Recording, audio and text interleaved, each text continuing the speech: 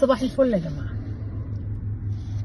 البوست ده بيظهر في حاله واحده بس، لما يكون الصنف مضروب. يقول لك المسيح عليه السلام كان ازهريا اصلا. يعني بص، هو يعني اصلا كان ازهريا. ايه بقى كده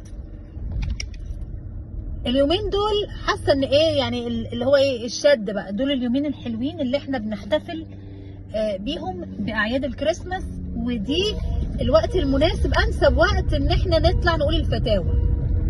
حبه شيوخ حلوين يقول لك يجوز تهنئه المسيحيين او يجوز الاحتفال باعياد الميلاد.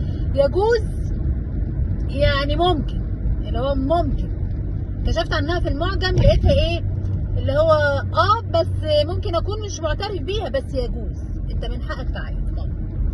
ويجوز تهنئه البتاع. لما قعدوا يقول لك الاصل ما نعيدش على الكفره، اصل دول ناس كفره ما تعرفش الله وكده ومش عارف ايه. ويطلع واحد يقول لك ايه المسيح كان مسلما. المسيح كان مسلما وكان ازهريا. يعني كان بيدرس في الازهر ولا ايه؟ مش عارف ايه كان ازهريا. وايام المسيح كان في ازهر؟ مش عارف. نحلف على ايه؟ نحلف على المصحف طيب ان المسيح قبل الاسلام كان ازهريا ازاي؟ طيب انا عايزه اقنعكم بس بامانه. طب ما يعني عارفين رايح الدنيا امتى؟ بامانه ربنا لما كل واحد يخليه في حاله.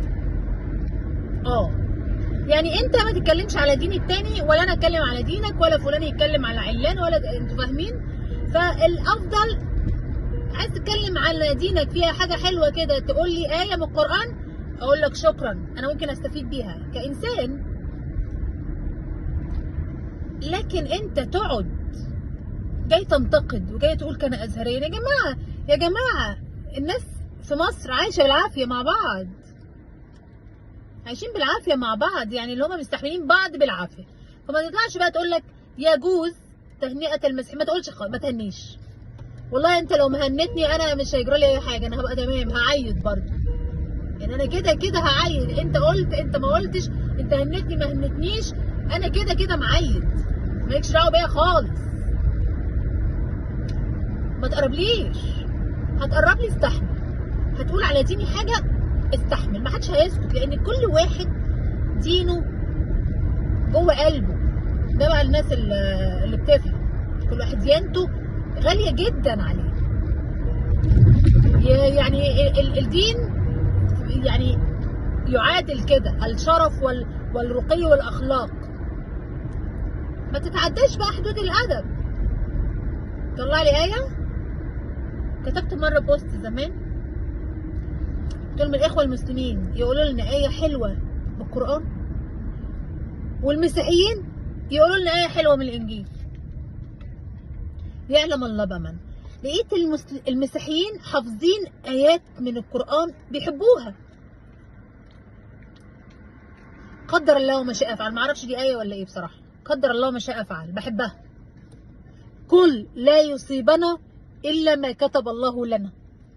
رائعه رائعه. انا ما اعرفش دي ايات من القران ولا يعني مقولات، انا ما اعرفش، بس تحفه، احبها.